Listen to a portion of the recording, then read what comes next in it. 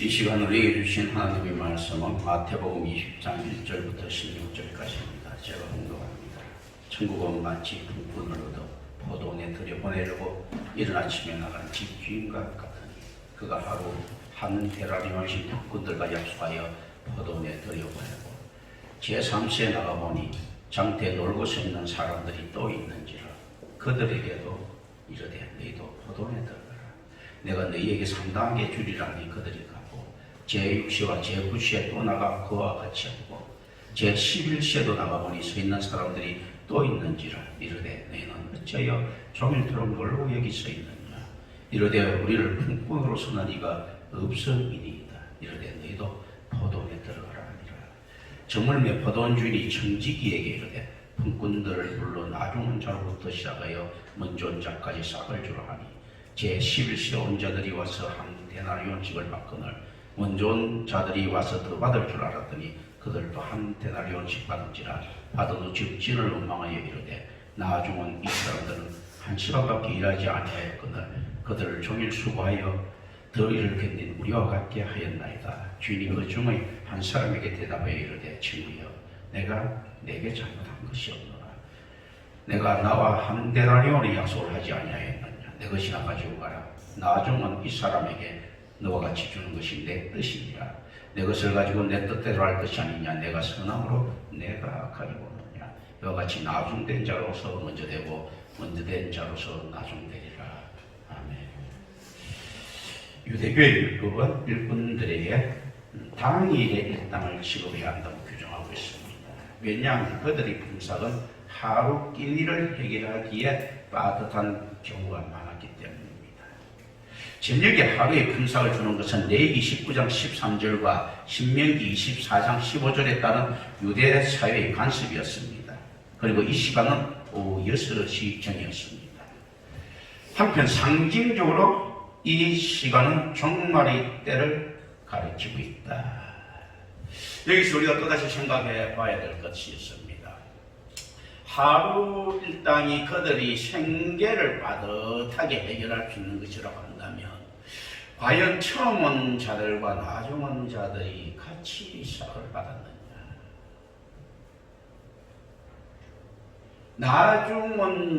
처음 온 자들에게는 나중 온 자들에게 지급되지 않았을 점심 식사라든지 여러 가지 기타 부대 비용이 있을 수 있지 않았겠느냐.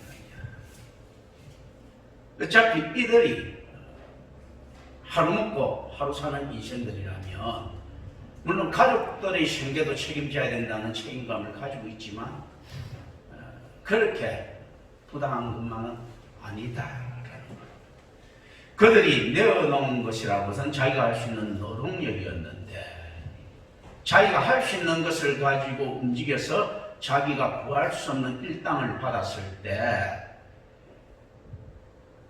그리고 자기가 그것 아니더라도 놀더라도 필요해서 그 에너지고 굶고 있었으면 더 힘들 에너지를 밥을 먹고 지냈는데 과연 그 한 조각 자비마저도 뒤에 온 사람한테 배려할 정도의 여유가 없었겠는가라는 것이 사실 우리의 현실입니다. 왜냐하면요. 이들이 이런 것은 당연하다. 왜 당연한가 하면 그렇기 때문에 전적 타락의 무능력한 존재다. 우리에게 사랑이나 자비나 이해가 나타날 수 있다면 예수 그리스도의 은혜가 필요 없었겠죠. 십계명을 지키는데 아무 무리가 없었겠죠. 우리에게 그런 것이 없었기 때문에 그리스도의 보혈의 대속이 필요했던 것입니다. 우리에게 도무지 선한 것이라는 것은 하나도 없었기 때문에 원죄를 지은 자에 대한 희생제물로서 우리가 부적격했던 것입니다. 그래서 이들의 사랑 없음을 사실은 우리가 비난할 필요는 없다. 단지 이들이 은혜 속에 놓여져 있지 않음을 우리가 슬퍼해야 된다라는 것입니다. 은혜 받은 자는 하나님께 감사할 줄 안다. 은혜 받은 자는 말씀이 들린다. 말씀은 무엇입니까? 하나님에 대한 사랑과 이웃에 대한 사랑이 그 절정을 이루고 있더라라는 것입니다. 말씀이 들리는 자는 이 주인을 전적으로 신뢰해야 될 것이며 1시간밖에 일하지 않는 그들에게 베푸는 그 사랑과 자비의 모습을 보고 바울처럼 깨달을 수 있어야 됩니다. 사랑은 우리에게서도 아닌 하나님에게로부터 온 것이다. 우리가 하나님을 사랑한 것이 아니고 하나님께서 우리가 사랑하셨다. 바울이 모든 것이 패하더라도 사랑만이 남는다 했을 때 우리에게 있는 존재의 그 사랑이 아니거든요. 하나님의 은혜의 사랑입니다. 인간은 인간을 사랑할 수 없습니다. 인간은 피조물들도 사랑할 수 없습니다. 자기를 도우는 모든 진료들을 사랑할 수 없기 때문에 어떻게 했습니까? 그들은 모든 피조된 세계의 것들을 갖다 돌아보지 못하고 자기 자신에게 탐욕한 결과 어떤 죄를 범합니까? 모든 온 우주를 죄악에 빠뜨리게 합니다. 땅도 저주받게 만들고 죄 없는 동물들도 쫓겨나게 만듭니다. 자기를 감추어주었던 숲도 저주받게 만들고 죄인들을 서 있게 만드는 그 땅도 저주받게 만들고 그들과 늙어 동고동락했던 에덴에서의 그 동물들도 다 저주받게 만드는 존재가 우리다. 탐욕이 커졌을 때 이렇게 된다. 피조된 우리들이 창조주와 같이 되고 싶었을 때 이렇게 된다.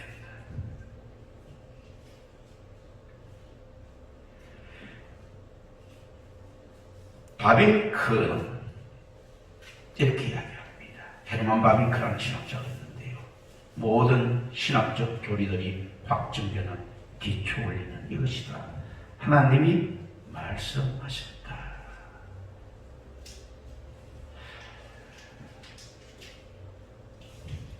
이게 기초 원리가 되는 것입니다. 주인의 말에 순종하는 자. 신학이라는 어떤 것입니까? 할 때 제일 프라이머리로서 항상 성경을 기초 원리로 가져갑니다. 이 성경은 어떤 내용입니까? 하나님께서 말씀하셨다. 인간에 대한 이야기가 아니고 하나님에 대한 이야기입니다. 오늘날 많은 교회가 인간을 위한 하나님으로 바꿔놨죠. 하나님은 그럴 이유가 없으신 분입니다. 성경은 오직 하나님의 영광의 목적을 위해서만 적혔습니다. 그런데 하나님의 영광의 목적이 공동체적이다 보니까 그 영광의 목적이 완성되는 과정에서 우리들에 대한 사랑이 나타나고 우리들의 성기도 같이 이루어지는 겁니다. 우리가 그리스도와 같이 되는 영광을 있게 될 수 있게 된 겁니다.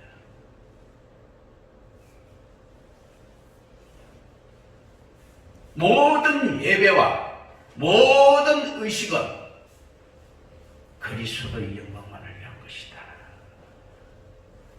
하나님께서는 홀로 영광 받고 싶어 한다라는 것이 칼 바르트가 생각하고 있는 로마서의 내용입니다. 저는 이 내용에 동의합니다. 바르트의 신학에는 전적으로 동의할 수 없지만 이 내용에는 동의를 합니다. 바르트 신학의 단점은 너무 그리스도 중심이라는 것. 바르트 신학의 장점은 너무 그리스도 중심이라는 것. 예수 그리스도를 높임에 있어서 바르트만한 업적을 가진 자는 찾기가 힘듭니다. 그러나 그럼에도 불구하고 그의 권능은 문제를 좀 가지고 있습니다. 그러나 어쨌든 우리는 이 세상에 떠도는 모든 진료 요소들, 모든 변학적인 이야기들이 거룩한 것이라면 하나님의 것이 아닌 것이 없습니다. 다 갖다 쓸 수 있어야 됩니다. 예배는 어떤 목적을 가지고 있는가 했을 때 그리스도께 영광이라는 목적을 가지고 있다고 우리는 인정해야 됩니다. 여기 그렇다면 이 품꾼들은 어떤 목적을 가지고 일을 해야 되는가 하면요, 그리스도께 영광. 즉 뭔가 하면 이 주인에 대한 이익에 집중되어 있어야 됩니다. 자신의 쌀이 아닌 주인의 이익에 대해서. 그때 당연히 지불될 그 사기에 대한 은혜를 우리는 생각해 볼 필요가 있다라는 것입니다.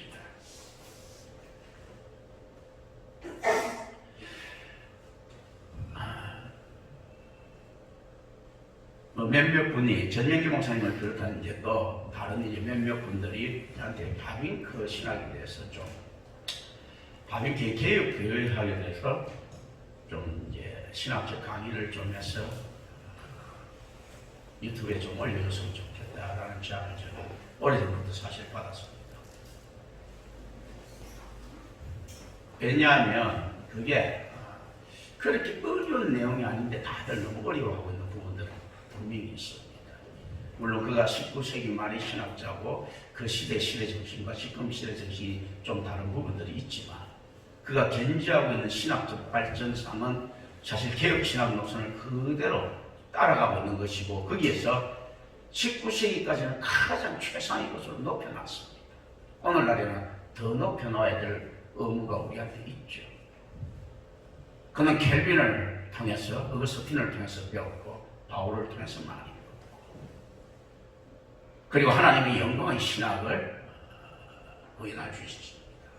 그러나 이 위대한 기억 신학자라고 하더라도 사실 좌우 신학적인 일치성을 완전히 가지고 있는 것은 아닙니다.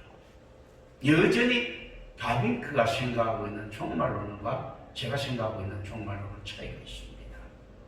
저는 종말에 대한 어떤 신학적 가설은 가지고 갈지언정 그 가설에 대해서 9,000년설이든 무천년설이든 전천년설이든 이런 걸 확정할 마음이 없는 반면에 바빙크는 종말에 대한 자기 구성을 갖다가 확신하고 있는 부분들이 있습니다. 그건 저하고 좀 다른 부분입니다. 그럼에도 불구하고 바빙크 신학의 강점 중에 하나가 성경이 나아가는 데까지 나아가고 성경이 멈추는 곳에서는 멈춘다라고 하는 이 신앙적인 견지를 지키고 있기 때문입니다. 저는 종말론에 대한 답을 성경이 멈추는 곳에서는 멈추지 못한 그 오리라고 사실 보고 있는 거죠. 그래서 지금 제가 바빙크에 대해서 한번 요약을 해볼까 생각도 하고 있고 살짝 요약도 해봤습니다. 이때 바빙크를 설명하는 서문들에 보면 이제 바빙크와 이야기들이 인용된 것들이 나옵니다. 그에 있어서 종교는 신학을 필요로 한다. 왜냐하면 종교와 신학은 감정뿐 아니라 지성을 포함한 지식이기 때문이다. 그러므로 신학은 어떤 의미에서 종교의 심장이다. 하나님을 아는 것이 삶이다. 다른 한편으로 신학 역시 종교를 필요로 한다. 신학은 종교 없이 그 어디에서도 발생하지 않기 때문이다 라고 하는 당연한 말을 합니다. 그리고 우리는 하나님을 아는 지식과 자기 자신을 아는 지식이라고 하는 거대 담론에 놓여 있습니다. 자, 이들이 지금 포도원에서 일하는 이들은 지금 무엇이 부족했는가 했을 때 그 주인을 아는 지식이 부족했다. 근데 기회는 어떻게 되는가 했을 때 주어진다라는 것입니다. 여기서 보면 어떻게 되는 품꾼들이 품삯을 받습니다. 이때 어떻게 받는가 할 때 청지기를 통하여 동일한 품삯을 받습니다. 이 청지기는 예수 그리스도를 산정하고 있다고 저희들은 해석합니다. 그리스도를 통한 구원이죠. 우리가 구원의 삭은 어떻게 받는 것일 때 예수 그리스도라고 하는 거룩한 청지기를 통해서 받는다. 하나님이신 청지기시죠. 그런데 품삯의 대상은 포도원에 들어온 순수와는 반대로 이루어집니다. 여기에 일단 노동제도가 약간 벗어나는 놀라운 요소가 등장합니다. 먼저 온 자들은 늦게 온 자들보다 더 많은 일당을 받을 것을 따라서 기대했습니다. 그러나 모두가 한 데나리온 이상을 받지 못했습니다. 무엇이 부족했습니까? 이 주인을 아는 지식이 부족했다. 알 수가 없지. 이 주인이 전부 다 한 데나리온씩 줄 것이라고 생각을 못했죠. 맨 마지막 온 자들이 또 한 데나리온을 줬을 때, 야, 저 주인이 자비가 넘친다 라고 처음에 생각했겠죠. 그럼 우리는 얼마나 더 받을 것인가 했을 때 자기네들한테도 한 대단히 떨어지자 에이 인체가 인간 이렇게 변하는 거죠. 착각이죠. 자기네들도 정상적으로 일하지 못했음에도 불구하고 맨 마지막 혼자들이 많이 받았다고 해서 생각보다 많이 받았다고 해서 자기한테 더 많이 안 주는 것을 인식한 걸로 착각하고 있는 겁니다. 우리가 세상을 살아가면서 많이 범할 수 있는 오류들입니다. 이렇게 예수 믿는데 이 정도도 안 되는데 내가 예수 믿을 필요가 있나? 성경은 그렇게 이야기하지 않고 있습니다. 어떤 이야기를 하고 있는 거다? 예수 믿는 자체를 은혜로 보는 겁니다. 그리고 어떤 자들을 더 큰 은혜로 받는 것을 때 부당해 보이는 데서 예수를 믿는 자들, 그래서 뒤로부터 주어지는데 이들에게는 어떤 기회가 주어집니까? 먼저 온 자들한테 일당을 먼저 주고 보냈으면 이런 불평불만이 없었겠죠. 근데 늦게 온 자들부터 먼저 주니까 이들이 보니까 열받는 것, 그런 이제 사태가 딱 발생한 거예요. 그런데 왜 이 주인은 늦게 온 자들부터 오히려 먼저 줬는가? 같은 데나리오를 주면서 결국 아무리 악한 자에게도 하나님을 알 수 있는 지식을 제공되더라라는 것입니다. 그래서 켈빈은 종교의 씨앗이라고 이야기하거든요. 어떤 이야기인가 하면 이들은 이걸 보면서 무엇을 느꼈습니까? 무엇을 알 수 있습니까? 이 주인이 이런 분이라는 것을 알 수 있었을 것 아닙니까? 그때 모든 일꾼들이 다 불평을 했는지 아닌지는 알 수가 없습니다. 만약에 이 중에 불평하지 않고 한 사람이라도 이런 사람이 있을 수가 있겠죠. 이야, 저 주인 대단하다. 그리고 우리가 맨 마지막 한 데나리온 받았을 때도 이야, 정말 저 주인은 사람의 가치를 똑같이 보는 거라 뭔가 우리 모두가 하루에 한 데나리온이 필요한 것을 아시는구나. 늦게 온 자들이라고 해서 반 데나리온이 필요한 것이 아니고 하루를 살아가려고 하면 한 데나리온이 필요한 것을 저분은 아시는구나. 일찍 온 우리도 한 데나리온이 필요하지만 늦게 온 저들도 한 데나리온을 가지고 가야지만이 떳떳하게 가장으로서 집에 돌아갈 것을 아시는구나 라고 감동한 사람들이 나타날 수도 있었을 것입니다. 그래서 무슨 이야기를 합니까? 이 포도원이 가지고 있는 정체성을 알리는 것입니다. 예수 그리스도께서 말씀하시죠. 누구든지 목마르거든 내게 와서 마시라. 현수의 개념을 이야기할 때 놀라운 개념들이 여기에는 숨어 있습니다.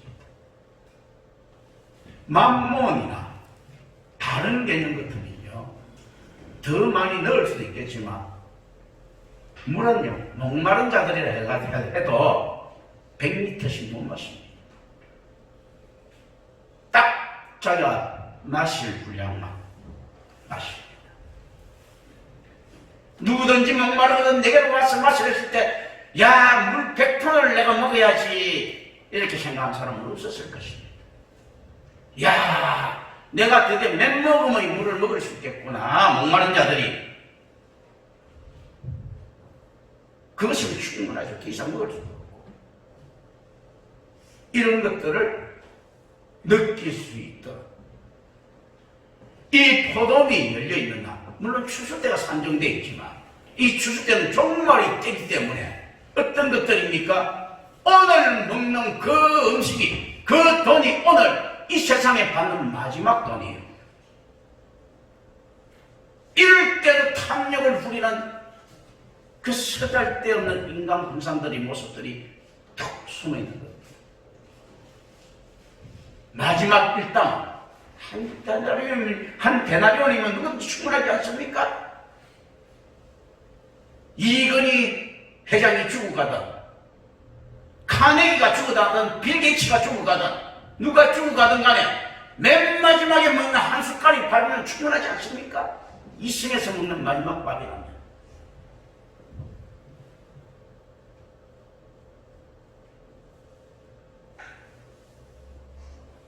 그런데도 이들은 내일을 준비하더라. 무엇이 없습니까?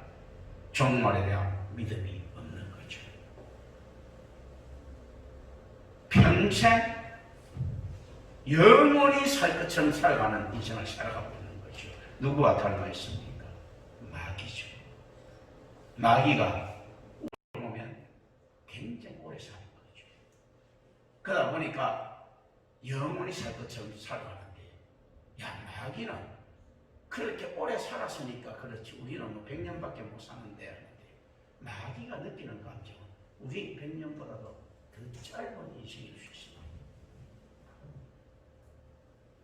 우리가 100년을 살아가면서 어떻게 살아갑니까? 영원히 살 것처럼 살아가고 있지 않습니까?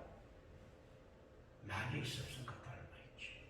맨 마지막 순간은 수천억 년 동안 산다 하더라도요 0.1초도 안 되는 순간입니다. 맨 마지막이 있다는 것입니다. 그 영혼의 개념에서 수천억 년을 산다고 하더라도 숫자상 없는 것과 똑같은 인생을 살아가고 있는 것입니다. 그렇다면 우리 인생에서 필요한 만몬은 얼마면 충분한 거 했을 때 한 데나리온입니다.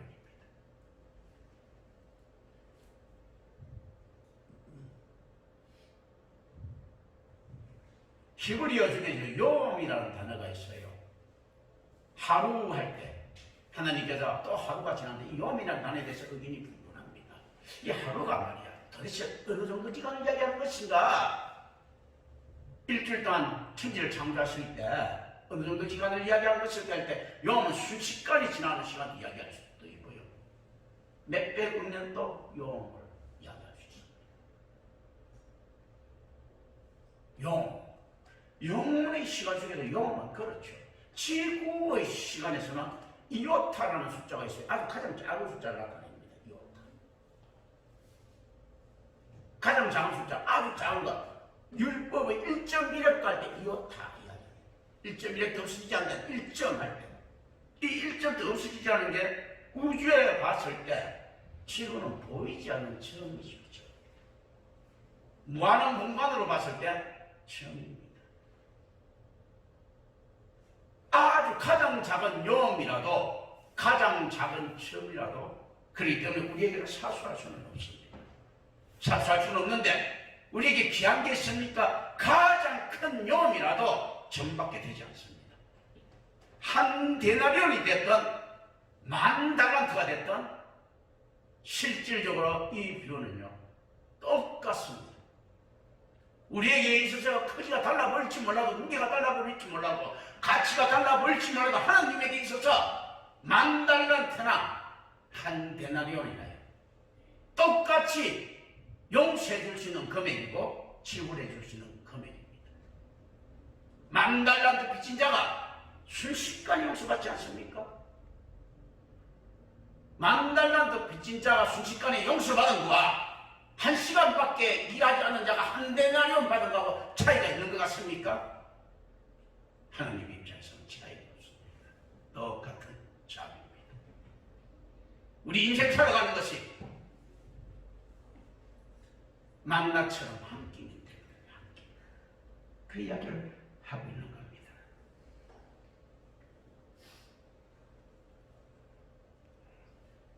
참된 신학이 태어나는 두 가지 원리가 있습니다. 하나님의 말씀과 성령이다.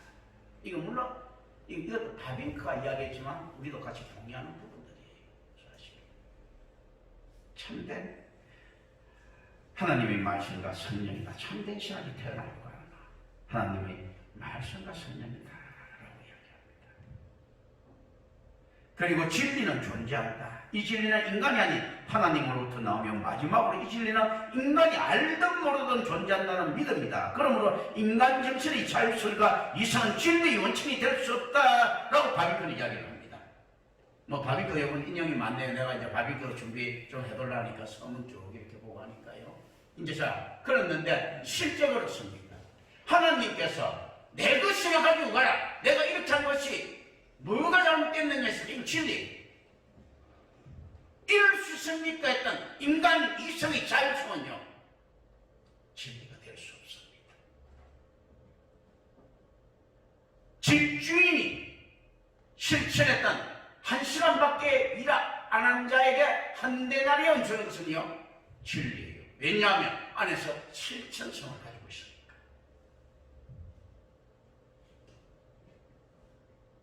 완전한 그런 것들이 가지고 있죠. 그리고 처음 온 자들에게 한 데나리온 주는 것도 진리예요. 왜냐하면 언약, 약속에 대한 신실한 수행입니다. 그래서 내가 누구한테 한 데나리온을 약속하지 않았느냐라고 했는데 어긴 것이 지금이 없습니다.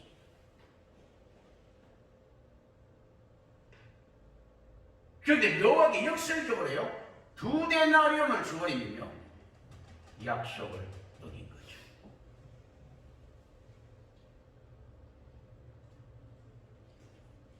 물론 자기 사람의 측면에서 생각할 수 있지만 하나님의 계획은 언제나 불변이다라는 점이 있었습니다. 우리는 여기서 또 이것을 알아야 됩니다. 우리가 기도를 드릴 때 이렇게 드립니까? 기도는 하나님을 보좌에서 이렇게 세울 수 있습니다 라고 이야기합니까? 하실 때 이들에게 한 데나리온이 아니고 2데나리온을 줄 수 있도록 기도를 하면 바뀝니까? 했을 때 안 바뀐다고 합니다. 기도는 언제나 하나님의 뜻을 다 알아가는 것이지 하나님을 보좌에서 일으킬 수 있는 행동은 아니라는 것이죠. 왜냐하면 가장 현명하고 가장 완전하신 하나님만이 올바르시기 때문에 바꿀 이유가 없죠. 하나님께서 바꾼다고 하면 하나님이 전지전능함에 대한 위반이 되는 겁니다. 자, 이들에게 하나님께서 나중에 주려고 하면 처음부터 야, 너 2데나리온이라고 이야기해도 왜 1데나리온이라고 이야기를 했겠습니까? 하나님의 약속이 훨씬 더 중요하다는 것입니다. 자신이 하나님께 일했던 시간보다도 훨씬 더 중요한 것들입니다. 임마누엘 교회 공동체에서 만약에 자기가 좀 더 일했다고 2데나리온을 주장하는 자들이 있습니까? 잘못됐죠. 그 결과 지구상에 있는 모든 교회가 망해버렸습니다. 오늘날 교회를 찾으려고 해도 정말 너무나 찾기 힘든 세월이 되어버렸습니다. 시기가 되어버렸습니다. 모든 교회가 하나님이 말씀하셨다는 것에 벗어나 있습니다. 인간의 자율성과 이성에 기초하고 있습니다. 인간의 윤리적, 도덕적인 삶에 기초되어 있습니다. 과연 그렇습니까? 기도가 하나님을 보좌에서 이렇게 세울 수 있다면 하나님이라고 하는 능력자는 결핍된 능력자죠. 그냥 단순한 능력자입니다. 결핍된 능력자예요. 아라비안 나이프라면 그인에 불과합니다. 기도라고 하는 수단으로 냅을 문지르면 하나님이라고 하는 그인이 나타나서 들어줄 수밖에 없는, 기도하는 자가 삼장법사가 다루는 손오공처럼 하나님을 다룰 수 있다면 누가 주인입니까? 우리가 기도라고 하는 축소로 하나님을 움직입니까? 하나님의 뜻에 순종하는 우리가 하나님의 기쁘신 뜻에 따라서 하나님의 뜻을 되찾기 위해서 기도를 드리는 것입니까? 어떤 것이 맞습니까? 오늘날 수없이 많은 곳에서 기도라고 하는 주술을 사용하고 있지 않습니까? 은사라고 하는 주술을 사용하고 있습니까? 내가 저 사람을 고치고 싶을 때 하나님이라는 능력자를 부르면 나타납니까? 은사는 그런 것이 아닙니다. 하나님께서 원하실 때 사도 베드로처럼 미문학 강장을 지나가다가 야 임마 너 고치라 그러니까 딱 가서 딱 고치는 거예요. 그때 말씀을 받은 자가 은사가 없을 수 없습니다. 그러나 이 은사는 어떤 은사인가 했을 때 하나님께서 원하실 때 사역의 도구로서 나타나는 은사지, 내가 원할 때 하나님을 불러내는 강신술과 같은 은사는 아니더라는 이야기입니다. 오늘 온 일꾼들이 불편히 하나님으로 하여금 2데나리온을 주게 만들었다면 강신술이죠. 하나님은 결코 그 길에서 꼼짝도 안 하신다는 것입니다. 많은 사람들이 다 속고 있죠. 아니 1시간에 1사람 저렇게 주는데 우리가 대모라도 하면 좀 죽지 않겠어? 그 결과 주인을 더 노력해 만듭니다. 추왕령을 받습니다. 내 것이나 가지고 가라. 주장하니까 내 것이 이 만문으로 변하는 순간입니다.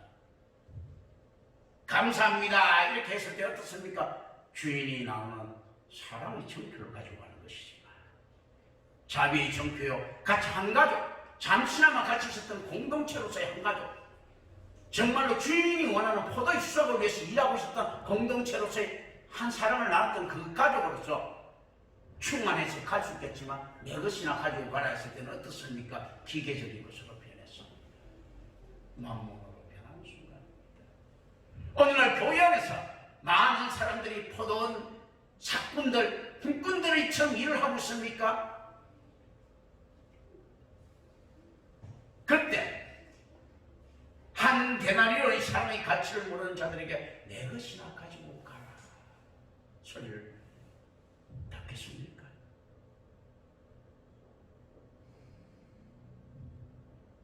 그건 얼마나 비참한 일입니까? 정말 이 시대에.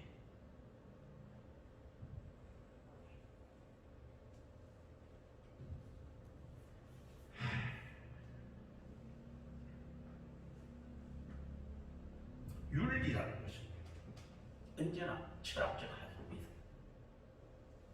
그리고 신학적 각성이기도 합니다.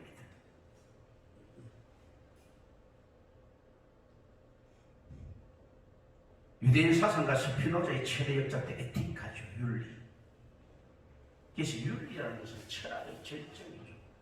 사실 이게 살짝 신학의 절정이에요. 그런데 이게 잘못하면 큰일 납니다. 철학은 어떻게 하면 윤리적으로 살 수 있을까를 이야기할 때, 신학은 윤리적으로 살 수 없다고 이야기합니다. 그런데 오늘날 교회에서 착하게 살자라고 이야기하는 순간에 그건 망하는 겁니다. 철학이 착하고 살자, 착하게 살자고 이야기할 때 신학은 어떤 이야기를 합니까? 야 인마 나쁘게 살아, 그리고 회개해라고 이야기합니다. 윤리가 신학적 하도에 어떻게 등장합니까? 전적 타락한 무능력한 존재, 결국 어떻습니까? 윤리를 구상할 수도 없고 생각조차도 할 수 없는 존재예요. 타락했기 때문에. 이런 자들이 어디에서 극명하게 드러납니까? 십자가라고 하는 윤리적 구상도 전혀 지키지 못한다. 그것도 선민 이스라엘 정도 되는 그런 민족이에요.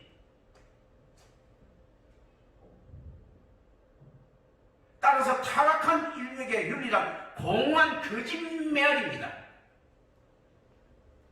근데 이들이 지금 사건 일꾼들이 어떤 이야기를 합니까? 윤리적인 차원을 이야기를 하는 거예요. 지금 한번 가만보면요. 이 전적 타락한 인간들의 윤리가 어떤 것인가 했을 때요. 한번 자세히 보세요. 야, 1시간 일한 사람하고 8시간 일한 우리하고 같을 수 있습니까? 어떻게 보면 윤리적으로 보이죠.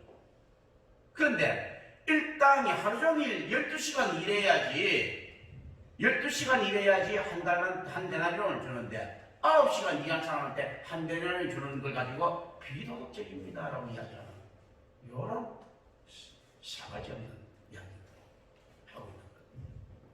이게 이제 인간이 나타낼 수 있는 윤리의 한계성들입니다. 그래서 우리는 이런 이야기를 하죠. 예수를 갖다가 믿고 아무리 죄를 지어도 회개하면 천국 간다. 오케이. 그러면 예수 안 믿고 착하게 사는 사람 천국 갑니까 했을 때 못 간다라고 이야기하죠. 그런데 그 이야기를 그렇게 해석하면 안 됩니다. 하나님께서는요, 선한 자를 지옥 보내는 일이 없습니다. 문제는 뭔가 하면 착하게 살 수 없다는 데 있습니다. 그러니까 여러분들은 가서 이야기하십시오. 나는 뭐 예수 안 믿어도 착하게 사는데 예수쟁이들이 나보다 더 지독해, 이렇게 이야기했을 때 착하게 살면 지옥은 안 간다고 이야기를 하시죠. 천국은 몰라. 그런데 어떤 건가 하면요, 예수쟁이보다 착하게 살아야 되는 것이 아니고 하나님만큼 선하게 살 수 있느냐는 겁니다.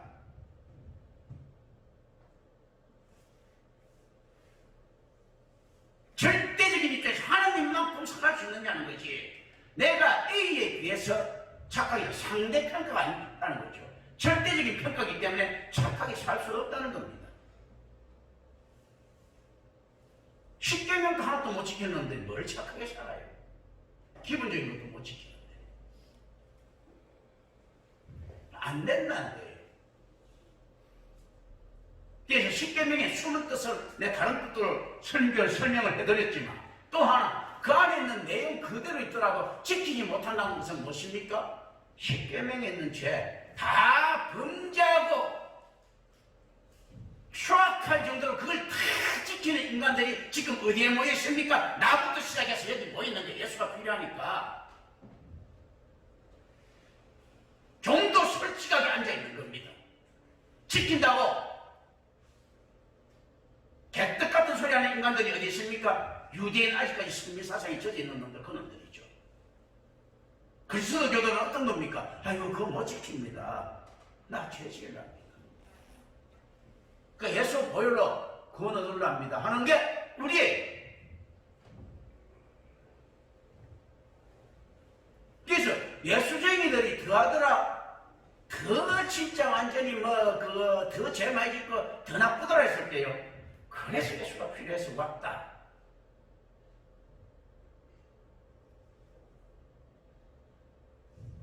그런데 그 삶에는 은혜에 대한 변화들이 있더라는 거죠. 더 나쁜, 계속적으로 더 나쁜 그놈들은 예수쟁이가 아니더라는 거죠.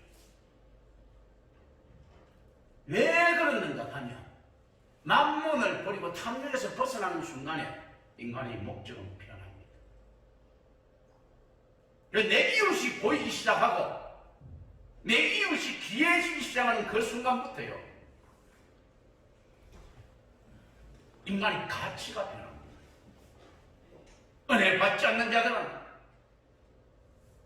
도무지 느낄 수 없는 그러한 감정들입니다. 과연 여기 앉아있는 여러분들은 그 감정을 가지고 있습니까? 성도라는 말은 함부로 부를 말이 아니다. 하나님의 택자들에게 부르시는 용어들입니다. 과연 우리는 천국에서 몇 명이나 우리가 성도인지를 확인할 수 있겠습니까? 지금도 1시간 일하고 한 데나리온 받은 내 이웃이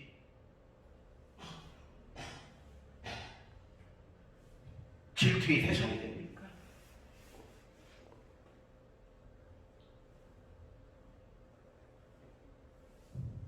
교회 안에서 자기가 받아야 될 공로가 존재합니까? 아유, 그럴 때 임마누엘 교회는 이런 것 아무리 해도 안 알아주고 하니까 똑같으니까 나는 뺀질할래 라고 하는 만몬이 더 질거립니까? 할 수 있는데 교회에서 베풀 수 있는데 하지 않은 것을 성경은 뭐라고 이야기합니까? 도둑질이라고 이야기합니다.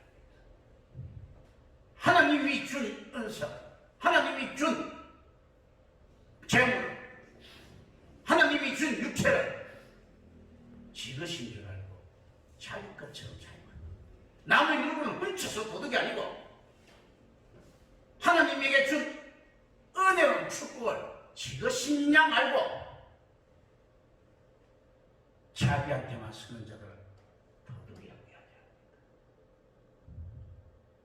그 자들을 내 이웃의 아내를 탐한 자라고 이야기합니다. 그 자들을 우상 숭배자라고 이야기합니다. 하나님의 뜻인데 지 것이라고 이야기합니다. 하나님이 자리에 누가 앉았습니까? 자기가 앉았죠. 우상 숭배자라고 이야기합니다. 기도합니다. 은혜로우신 아버지 하나님,